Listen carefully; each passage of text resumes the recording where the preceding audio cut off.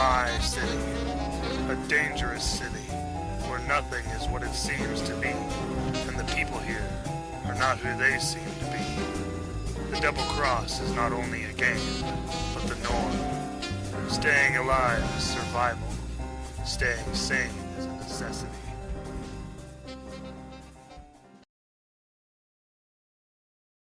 Blackout City, Darkness and Light by E.S. WYNN. Darkness. Dark dreams again, a haze of night clouds moving across nothingness, barely visible, textured abyss. Somewhere in those depths there are memories, but I've given up on reaching for them. Hands twist in the darkness, reaching through a fog that recoils from touch like phantom tendrils. Find nothing, come back featureless, faceless. I wake up on a grimy cot that's dirtier than I am. Dingy yellow light flecked with dust leaks through dingy yellow blinds to put a spotlight on the dingy yellow stains that speckle my once white shirt. Fingers shift, drift as I take my first long, deep breath, the butt of a cigarette dislodging, long gone cold, nothing but a filter peeling itself free from between two dingy yellowed fingers. Faceless. I stay away from the mirror.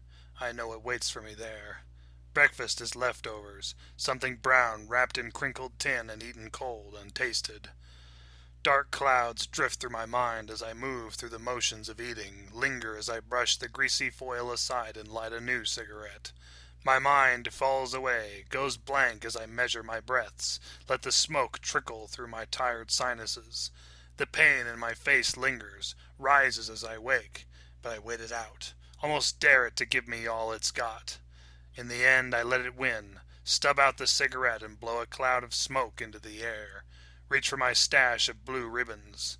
A few drops of backwash tequila from a plastic bottle I don't remember finishing wash down the painkillers. And then I reach for my Morphadrill inhaler. Time to put my face on. The streets are cold as the tired sun hangs heavy in the sky over the city. For the 1000th time since the moment my eyes opened and dragged me back from the darkness, I wish I had died in that darkness, drifted forever in that fog. My feet lead me vaguely past a sea of straits, wage slaves already popping happy pills on the way back to their hollow lives that wait for them at home. Once again I find myself wading against the tide, a jagged, weathered stone parting the flow of an unstoppable, unfeeling sea. And then the hands grab me. They come at me quick, so many of them, faster than I can react. Fingers dart, twist into clothing, and then I'm being dragged into darkness, into smoky haze, grimy hands covering my mouth, silencing me. The ocean of straits closes up again in my wake, oblivious, stoned faces slipping away as I'm dragged away from the street, down an alley, and into a deeper darkness. The hands have no voices. None that I can hear. There are grunts, hands that leave to gesture in the shadows, return again, wrap themselves in fabric, tighten, but there are no words, no voices. Around me the darkness thickens. Somewhere in the haze I lose a shoe, wonder what else I'm about to lose, if it's even worth worrying about the shoe. A door creaks open, throws light into the darkness from behind. Feet shuffle against dark, textured tile as I'm dragged into what looks like a kitchen, greasy appliances sagging, a fat cook with thinning hair leering at me as he closes the door. The threshold of another door rises up and blocks him out an instant later, and then I feel myself being hefted down a flight of stairs, carried into smoke-thick abyss. At some point the hands release me, come loose and shove me against a wall. Steel cuffs clap across my wrists, my ankles, and then I am left alone, hanging in the darkness. A quiet, wordless whisper and scuff of shoes is the last I hear of the hands that have brought me here. For a long moment I simply hang there, sag against my restraints while the darkness stretches on endlessly around me. Abyss seems to move of its own accord, seems to twist and rock and shift as I stare into it. The drugs in my system make it worse. Make it feel like I'm the one that's moving, spinning through starless space, a corpse given vague definitions of life by the thick air that keeps trickling into my sinuses. My hanging mouth forces me to breathe. Like a sacrifice, I wait, try not to guess who wants me dead enough to have me taken off the street in full daylight, brought here, hung up in the darkness. The light comes on with an audible clack, and then she's standing there. Lily, my secretary, fiery red-headed fox with stiletto heels supporting long, sleek legs. She's got the kind of legs that men wish their wives had, the kind of ass that makes other women frown in envy. She's got a husband, too, but that's never stopped her from spending the occasional afternoon in my bed, and as ugly as I am, I doubt I'm the only man who's enjoyed that honor. Smoke, she says, lips pursing in a way that doesn't look like Lily, looks less innocent and more knowing.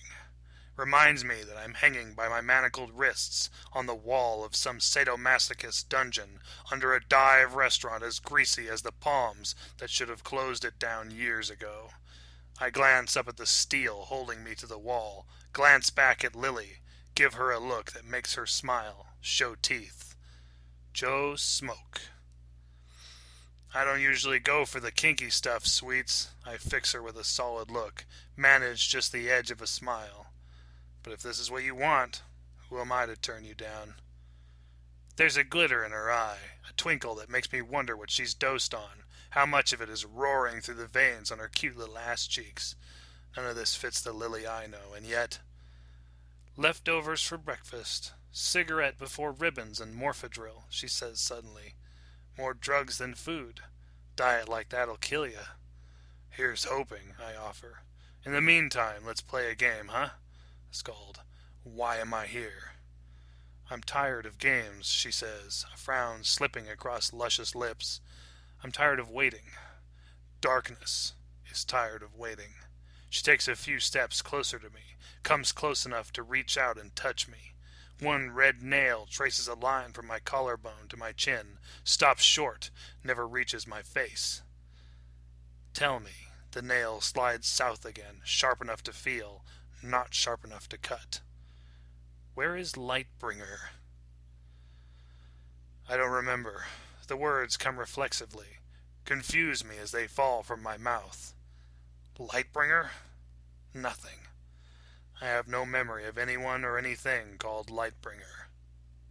And yet, wading through the shadows, lost in the haze, feeling through the darkness, she backs off a pace, angry features wrestling for dominance under the shaky canvas of a forced smile.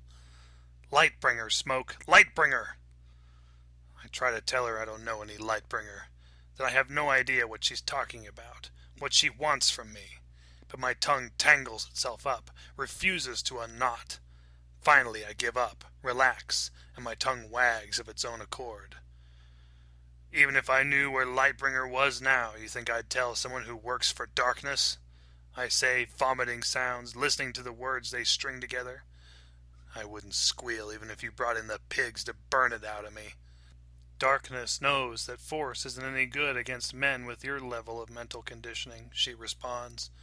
Darkness has broken other agents of Lightbringer's organization before, and each time one of you has been brought to your knees, we've learned a little more about how the conditioning works, how to break it.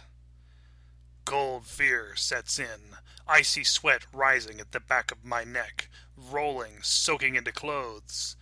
Lily smiles, adds, "We will get what we want from you. You will remember." I watch with detached terror as Lily turns with a smile, crosses back to a sterile table at the far end of the room, stiletto heels tapping out a sharp, ominous rhythm as she goes. My body seems to be acting without me, seems to know something I don't. Darkness? Lightbringer? Darkness calls it finsterness all. She picks up a syringe, turns back to glance at me. It's very painful, gets in your head like a whisk, and whips your neurons into a puree, forces them to congeal into a configuration that allows for about 24 hours of complete recall before they separate again. And after that 24 hours is up, Amnesia. Poof. She makes a gesture, grins. You're a blank slate. Memories separate like grains of sand. You'll be locked out of your old life. Again. Again? You know, you ask these questions every time we do this, Smoke. She smiles softly, steps toward me, needle in hand. I swallow, can't find the words. For a moment I feel like a dozen copies of the same person caught in the same body, all lost, all bumping into one another in the darkness.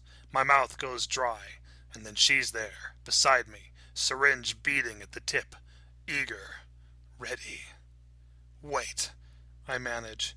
Hey, Lily, wait. I need some answers. Why? She smiles. You'll just forget them anyway. You remember everything once the drug takes hold, and after that, it won't matter. I swallow. I need to know. Shut up, Smoke. She sneers, catches me under the chin with red-taloned fingers. I'm tired of having this conversation. I struggle to say something more, anything, but her eyes catch mine, freeze me solid. Reality feels like a dream, like a movie I've watched 1,000 times, and then the needle comes home, slides cold and sterile into my throat, floods me with golden light, with the heat of a failing sun sinking into darkness. I shiver at the sensation, almost fall backward, eyes wide. Dingy yellow light, flecked with dust, leaks through dingy yellow blinds to put a spotlight on the dingy yellow stains that speckle my once white shirt. There's a cigarette in my hand, propped between two yellowed fingers, still smoking. I look down, eyes finding the mess of leftovers still laying cold in crinkled tinfoil on the table before me. The pain, the sensations drifting through my skin tell me I haven't taken my blue ribbons or Morphadrill yet. A dream I can't remember tugs at my mind, tugs at me, makes me wonder why I'm here, now, makes me wonder where else I'm supposed to be. I look over, catch a tail of red hair peeking from beneath blankets on the cot at the far end of the room, the smooth, creamy skin of shoulders, a woman's back facing me. Lily. I stand up, shaky, and cross to the nearest window, crack the blinds with a crooked finger. The factory across the way chugs smoke into the sky, blurs and shadows the fat, tired sun, sliding slow toward its death on the urban horizon. Soon the straits will be flooding out through the doors, surging into the parking lot, popping happy pills, and walking back to hollow lives dominated by dingy television lights, the static smiles of variety show celebrities, and saccharine sweet malt shop music. I turn away, let the blinds snap back into place, then pause as I step in something wet. Looking down, I hesitate again, try to catch the edge of a memory that darts away fast, too fast, leaves only a cold feeling in its wake. Uncertain, still shaky, I edge an empty tequila bottle out of the way with my foot. Wonder why I'm only wearing one shoe.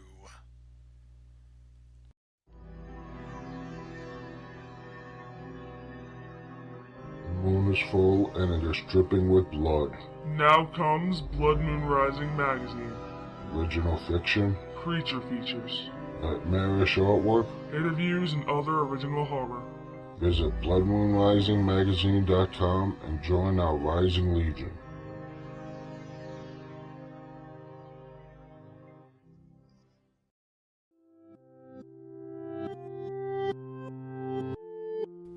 I see images shift from shadow to light. I hear voices in a swirling vacuum. Memory dissolves, then forms again.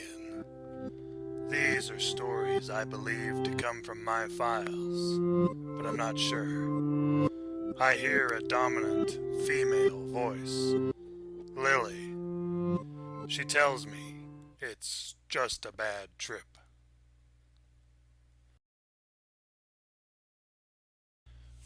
All My Children by G. Wayne Miller. Her name was Tweety. Wasn't that a sweet name for a smart yellow canary with the prettiest white beak? Wasn't it simply cunning? It fit, too. Goodness, yes. That was the thing of it. She wasn't a Polly or a Buddy, or any of those other names one might have a mind to give a bird. My precious sweetheart was a Tweety. She knew it, too. Many birds wouldn't see a difference, or seeing, wouldn't care. That was Tweety for you. Alert. Smart. More than smart.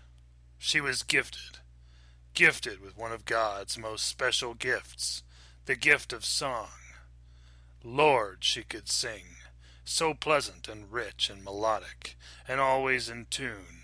She could sing along with the radio, sing Beethoven when I played my records on the hi-fi, sing carols come Christmastide, and she could sing Christian songs, sing them like no bird ever did. It was hard to believe, yet there it was. He himself planned it that way. I truly believe that.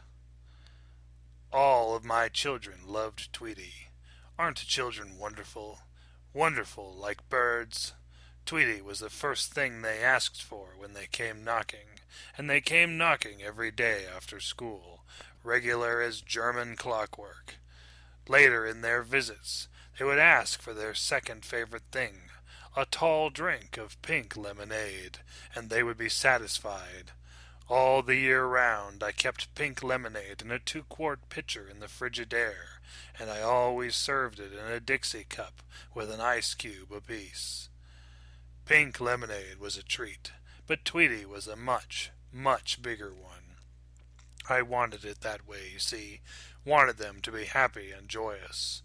Oh, how they couldn't contain themselves. "Can we play with her, Miss Ingersoll?" they would ask, and I would reply, "If there's one thing an old lady can do, it's share a certain Tweety with her best friends." Then they would say, "Here, Tweety, and come here, teeny birdie," their voices all excited and frisky. She was always so pleased with them, all my children, even when they tried to squeeze their eager fingers into her golden cage. On a spring day and on into Indian summer, all of us would go out back to the garden. I would carry Tweety in her cage, and she would sing, and the children would skip and hop and chirp along with her. Out back was the house my dear friend Albert had built, a charming wooden dollhouse, big enough for all my children to climb in. I would hang Tweety's cage from the pear tree, and while they played inside the dollhouse, I would weed and hoe and plant. I grew daisies and straw flowers and asters and zinnias and geraniums and tea roses, and I always let my children pick some to take home. They were saints, God bless them, every one, but don't assume I loved them equally. Could anyone love her children equally when one has so many? I think not. We remember how he suffered the little children, but neither Matthew, nor Mark, nor Luke, nor John tells us he suffered them equally. Janie was my favorite, and so it's only natural I miss her the most. I know she's at Jesus' side now, sharing with him eternal radiance and glory and everlasting life. But none of that can ease the terrible pain I feel. None of that can fill this hollow space I carry inside me wherever I go, whatever I do. I have her picture next to the crucifix on my bureau, the picture her daddy took on her 8th birthday, barely 2 months before she left us. Every morning I look at her smiling face, her pigtails, her wide blue eyes, and I think how unfair life on this earth is. I must force myself to remember how much better off she is, how much happier, sitting, as she certainly is, at the right hand of the Lord, in the heavenly home he hath prepared for all his children. I remind myself of that, and I feel better. Jimmy left us close behind Janie. He was a cutie, all right. Jimmy Lang. It wasn't just me. Everybody said so. Short black hair, skinny long legs, tortoiseshell glasses of a style a professor of the classics might wear, that ear-to-ear grin, a missing front tooth. That was Jimmy, rest his soul. One couldn't spend 5 minutes with him and not want to smother him with love. I let Jimmy feed Tweety those Hart's Mountain millet sprays that come 10 to a box. Only Jimmy got to do that. And Tweety loved Jimmy back. Yes, she did. I wished I had a tape recorder. She would sing so beautifully every time he came knocking.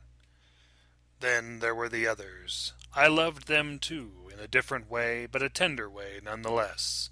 There was Steve Evangelista, the Little League player, John Morrison, who wanted to be a fireman, Chrissy Reynolds, my little gymnast, Linda Burke.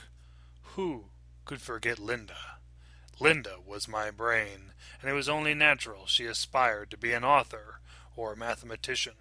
She never could decide which. I almost forgot about Bobby Riley. His dad was a selectman. Terribly nice fellow, his dad. Oh, and there was Paul Simpson, Donnie King. So many over the years. I could go on and on. Sometimes it's terribly hard keeping track when one's head is so full of names, the way an old teacher's just happens to be. It's part of getting old, I suppose, like the cold, stiff joints I get now, after barely half an hour in the garden. But please, don't misunderstand me. I don't dwell on these things. Heavens no. There's enough else in this world to worry oneself sick over, without getting all flustered and ornery about arthritis and burstitis, as cruel as they may be. Let me tell you about my classroom. Let me tell you about being a teacher, because that's what I was, and what I am, and what I'll be until the good Lord calls me home. 39 years I taught first grade, 39 dedicated, selfless years, if I may be so modest. Dedicated, selfless. Those are not my words. Those are the words on my certificate of appreciation, which hangs in a place of honor over the mantel in my parlor. The certificate is signed by Dr. Robert Graham, our present school superintendent, a lovely man who was once one of my students, and who, to this day, remains a very dear personal friend. He handed that certificate over to me himself at the head table the evening of my retirement dinner, 8 years ago last month. The dinner was supposed to be a surprise, but of course I knew about it. How could they expect to keep it a secret, when more than 100 important and dear people were invited, and they had to rent the Knights of Columbus Hall 3 months in advance? They couldn't, of course, but that doesn't mean I didn't play along, because I did, for that entire spring. Didn't let on I knew one peep about their plans, when even my children were whispering up a storm. Lord, was I nervous as the day crept close. Nervous and sad, too, although not weepy, not really, because that dinner would be a dividing line between my teaching years and everything that would come after. Finally it came, a Sunday afternoon in June, the very last week of class just ahead. My dear friend Albert was in on it, and I knew, but he didn't let on, and I didn't either. He made up some silly story about a crafts show at the Knights of Columbus. Going to be one fantastic show. Free, too. Wouldn't I just love to go? I said no at first, to make everything seem realistic. Then I broke down, as it were, making a good show of it. Off we went, me as nervous as a newborn kitten. Everyone got to their feet when we walked inside, and I feigned surprise so well it was almost shameful. It was so deceiving. To be honest, not all of it was fakery. The truth was, my heart was beating frightfully fast.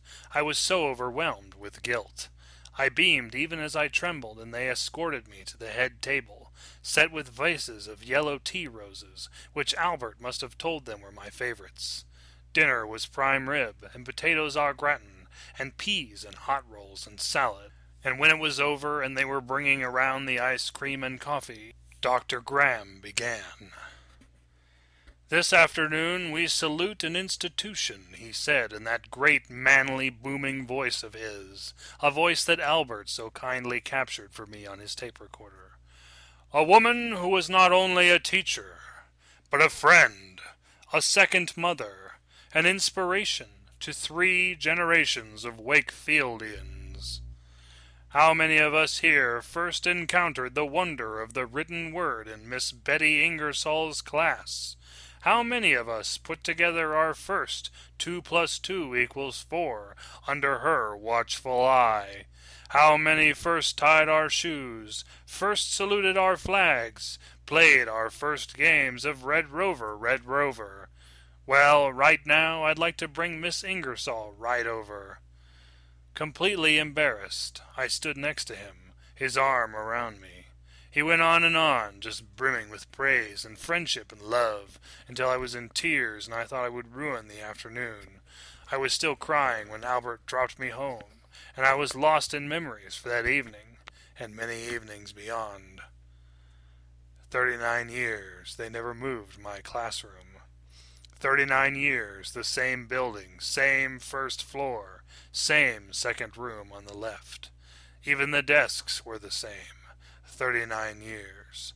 The names stayed carved in them.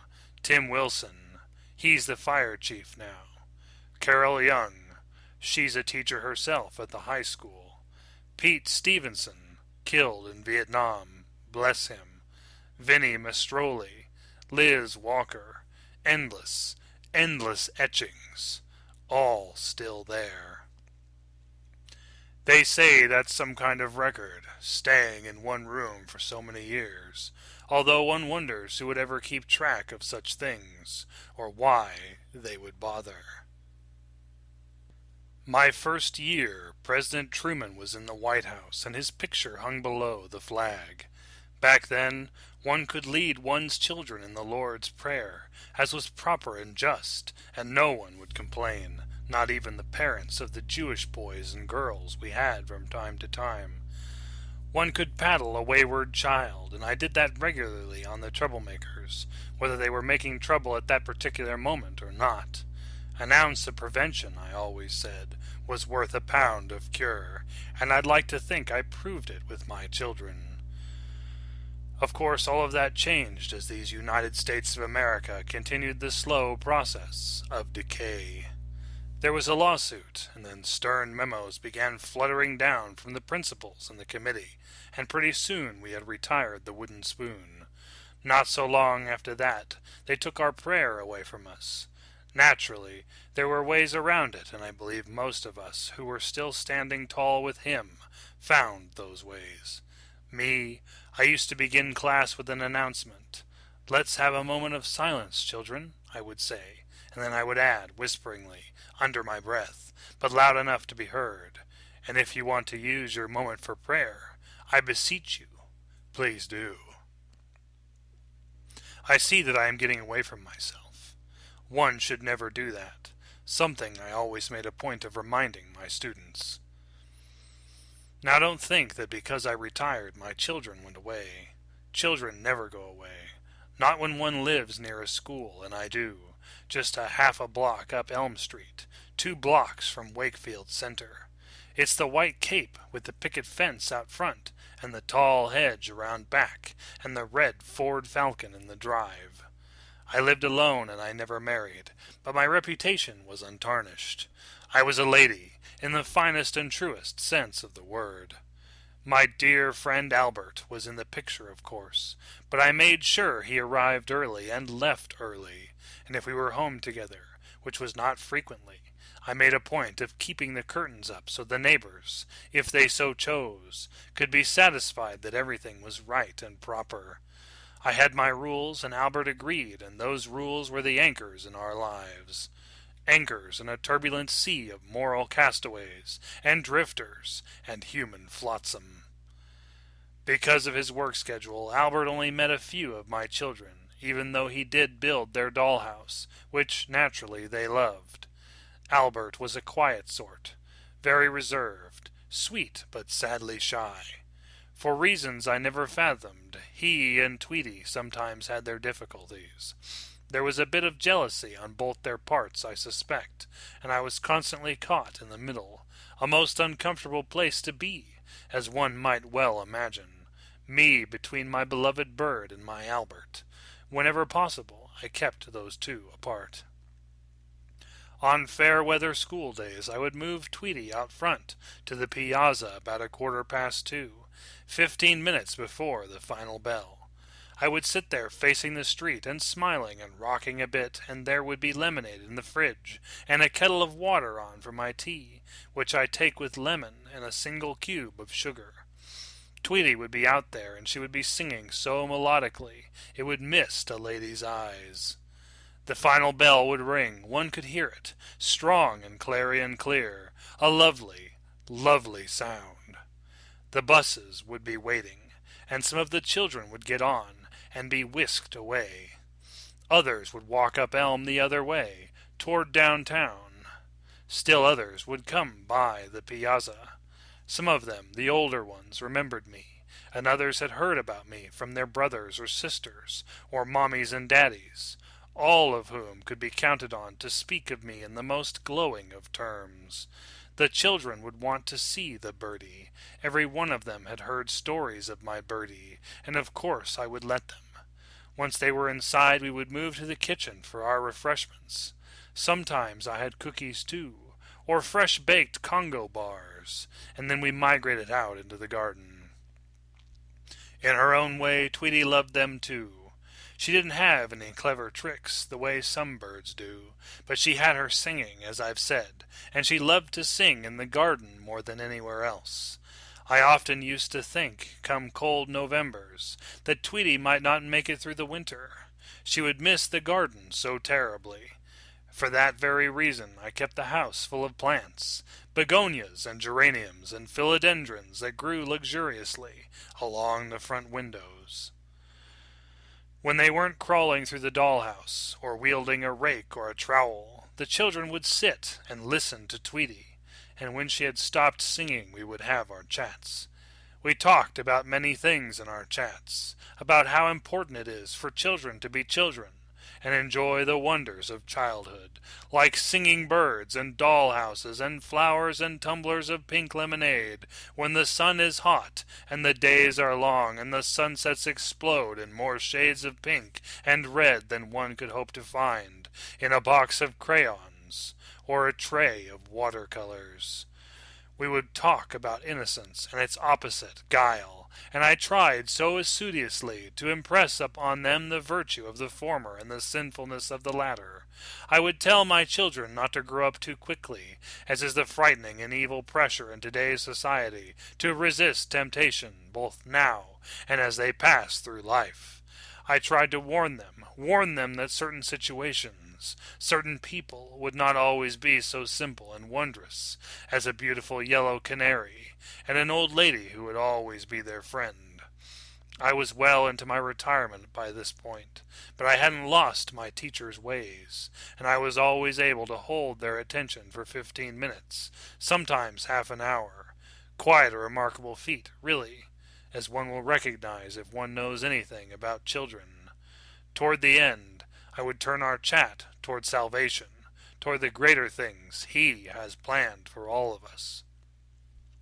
I would tell them about their souls, which, like the good sisters of St. Joseph, I compared to full bottles of milk, pure and white and less soured by the ugliness of sin. I would get dreamy then, talking about Jesus, and his angels and his cherubim, and Mary by his side, and the eternal glory and peace he has reserved for every one of us, if we follow his word. The day Janie left us was warm and sunny, and the world was alive with the sounds and smells nature offers when summer is just around the corner. She came alone that day, a day in early June, and she stayed until it was starting to get dark, and I was sure her mommy and daddy must be missing her. We took Tweety out back into the garden, and I served a tall glass of lemonade that I had mixed specially for her, and then we hoed and dug and worked the soil good. I talked earnestly to Janie that day, sternly, because I had noticed two things that weren't proper.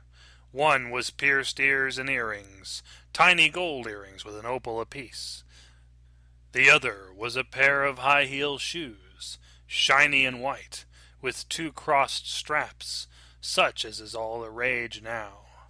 It was the first time I'd seen her in either, and I believed we had a good chance of stopping it before it got out of hand altogether. She sat on the stoop to the dollhouse, and we chatted about the sins of adults, and how her body was the temple of the Lord. She should never deface it with pierced earrings or cheap shoes or dress of any kind. Never let anyone violate that sacred temple. Janie agreed. Beautiful, wasn't she, to agree so quickly? She said yes, she was sorry, and she would never do it again as long as she lived.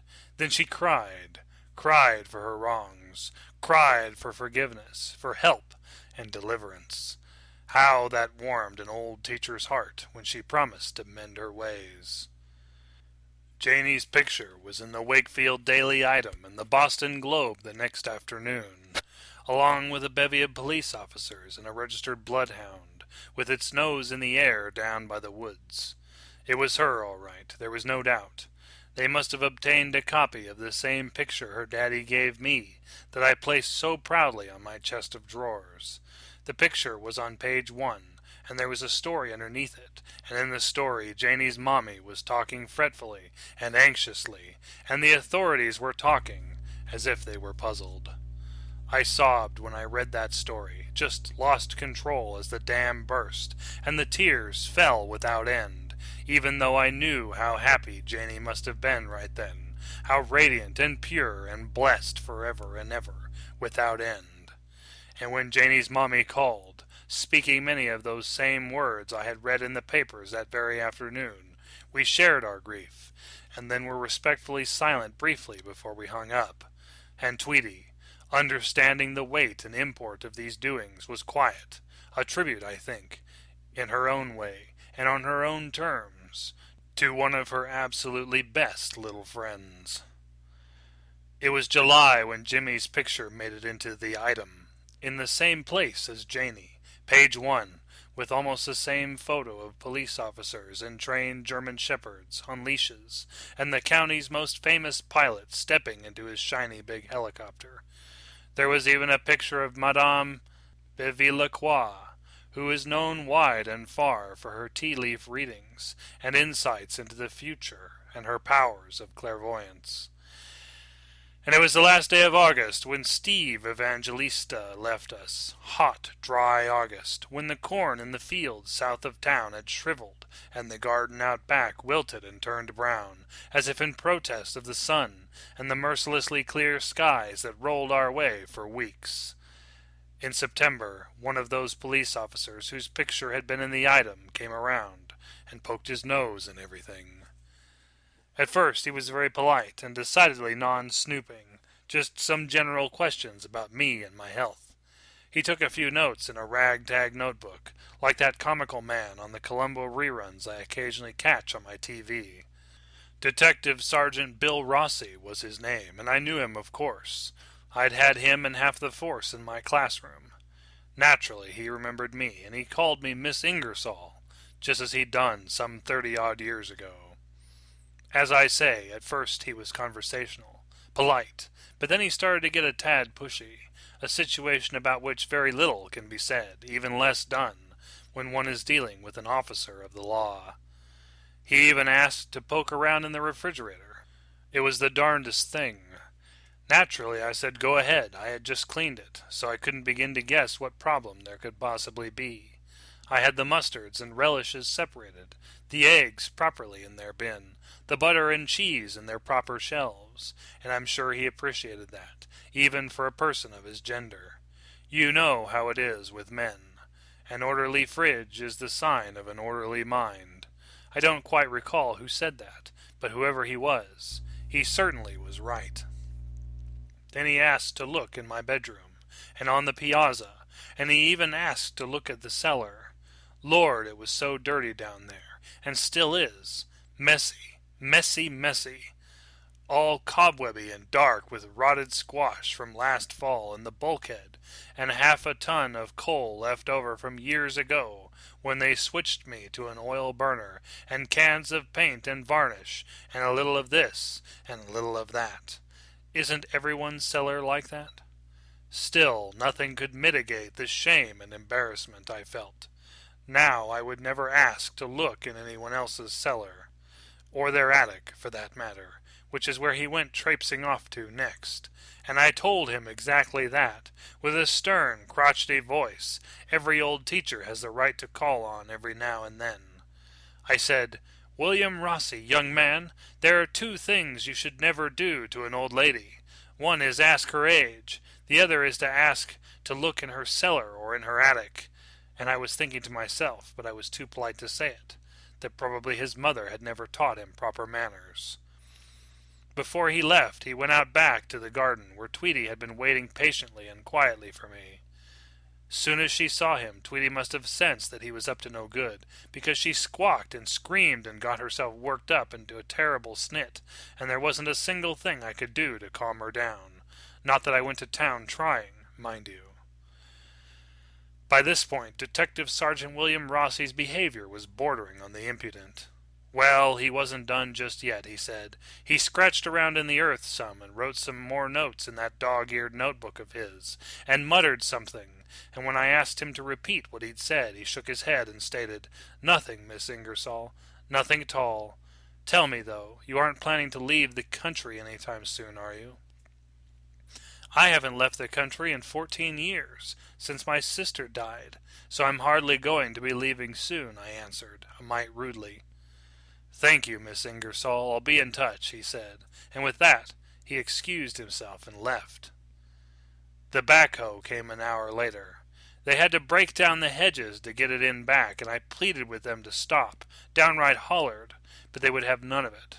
A fat, lazy man with overly active sweat glands was operating it, and there were at least a dozen police officers with him, and another half-dozen official-looking individuals who weren't wearing uniforms. There was a police matron, too, and she insisted that I stay inside while they went about their terrible business. Tweety was all beside herself, and I was, too. I sat on my couch with the police matron who asked 100 questions, these thoroughly silly inquiries about this, that, and the other thing, and I kept saying, "No, ma'am, no, ma'am, no, ma'am. I don't know what you're talking about." Oh, it was awful. Like one of those courtroom scenes on the old Perry Mason show, except this was my living room, my house, and there was no brilliant young attorney to help me through. I could hear the growl of the machine as it dug through my garden, and I could see it through the kitchen window. First, the big wide blade in the front flattened my geranium bed, and the asters and the zinnias. When they were leveled, the fat man turned it around and began digging with that claw. It moved slowly, back and forth, up and down, in and out. Soon I was in tears, these deep, sobbing, painful tears that were beyond my control. What they were doing to my garden was cruel, that's what it was. Mean and malicious. Suddenly the backhoe stopped, and the whole crowd of them moved closer. The claw was down in the hole, and they were clustered around it. I couldn't see what they were looking at, not immediately, and I couldn't hear what they were saying, if they were saying anything at all. One of them had a camera, one of those old-fashioned bellows-type cameras, and he must have run off an entire roll of film. And then another of them, the one who was wearing dainty white gloves, bent over the hole. Not long after, a van was backed into the garden, and 2 men carrying what looked to be a large duffel bag got out. Mr. Rossi had climbed into that hole too, down out of sight, and now he crawled back to the surface, his hand clutching something I could not see. He went around the corner of my house, past the backhoe, by the hedges and garden and lawn they had destroyed so cruelly, so completely, and came up the back steps. He passed by us in the living room, quite rapidly and rudely, I thought, and went to the wall telephone. He didn't ask to use it, of course, didn't say a word at all. When he was done, he started back across the living room floor. He was on his way out the door when he paused, turned his face back into the room and fixed his eyes on me, and it was then that I could see what was in his hand, a plastic bag containing a high-heel shoe, shiny and white and small, with 2 crossed straps. There was hatred in that man's eyes. There was no mistaking that. A certain loathing, so disrespectful it was frightening.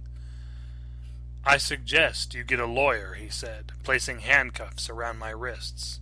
And then he called me that word, called me that most foul of perorations, and when he was done added several other filthy words. And hearing them, Tweety began to cackle and crow, as if in protest of a deed, a man so vile.